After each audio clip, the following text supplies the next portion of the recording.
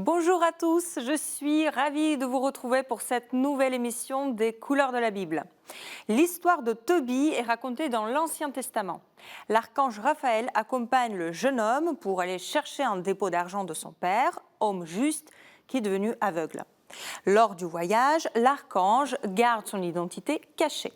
Il incite Tobie à attraper un gros poisson dont les entrailles serviront notamment à guérir la cécité de son père. La guérison miraculeuse est d'ailleurs l'une des scènes les plus populaires de cette histoire, peinte ici par l'artiste italien baroque Bernardo Strozzi. L'archange Raphaël, dont le nom signifie justement Dieu guérit, semble encourager Tobie, habillé en rouge, à utiliser le fiel du poisson posé sur la table à droite pour guérir son père. À gauche, la mère de Tobie, Anne, assiste au miracle. Sa peau ridée et peinte avec beaucoup de naturalisme. L'idée d'une manifestation divine dans le quotidien d'une famille a participé à rendre cette scène populaire au XVIIe siècle. Le poisson, réaliste sur la droite, accentue cette idée du miracle ancré dans le réel. Le cadrage rapproché donne au spectateur un accès plus direct à la scène.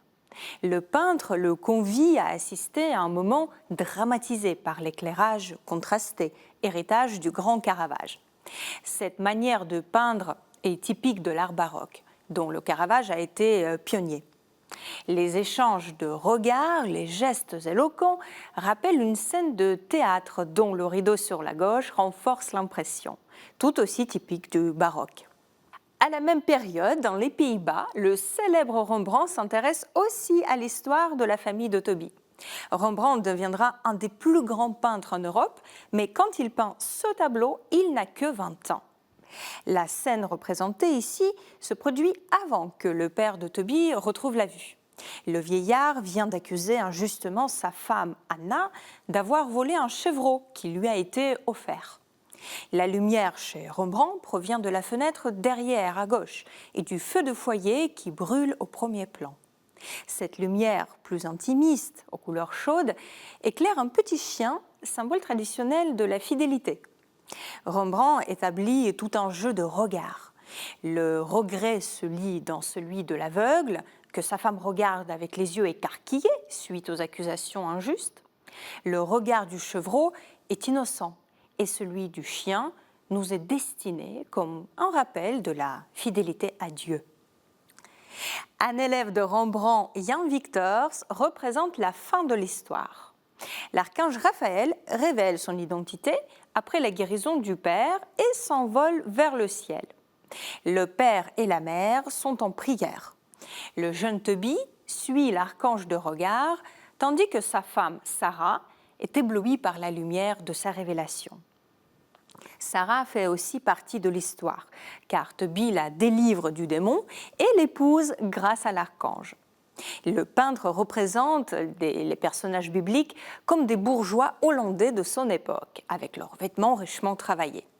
C'est une famille où les deux générations sont réunies pour retrouver la plénitude et la prospérité, valeurs chères dans le milieu commerçant hollandais de l'époque.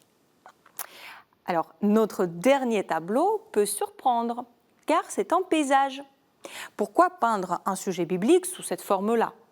Tobie et l'archange Raphaël sont sur le chemin. On devine un poisson dans les mains du jeune homme et l'archange est reconnaissable à ses ailes. Leurs figures sont toutes petites au premier plan, au milieu des arbres et des collines. Par cette vision de la nature, qui inclut des forêts, des rochers et des chemins, le peintre dit au spectateur que le monde est vaste et que l'homme doit parcourir bien des chemins, tout comme Tobie, pour retrouver Dieu. Ce genre de paysage flamand est comme une invitation à la méditation, liée à la dévotion plus intimiste dans les pays du nord de l'Europe, comparativement, par exemple, à celle de l'Italie ou de l'Espagne. Quel que soit le pays, tous nos peintres nous disent que l'histoire de Tobie et de sa famille est notre histoire à tous. Et elle est ancrée dans le réel, comme chez Bernardo Strozzi. C'est l'histoire d'une famille contemporaine hollandaise, comme chez Rembrandt et son élève. C'est une histoire qui se construit par le voyage d'une vie où chacun cherche son miracle. Je vous remercie de nous avoir suivis aujourd'hui. N'hésitez pas à partager cette émission à partir du site ktotv.com ou à partir des réseaux sociaux. Et je vous retrouve la semaine prochaine.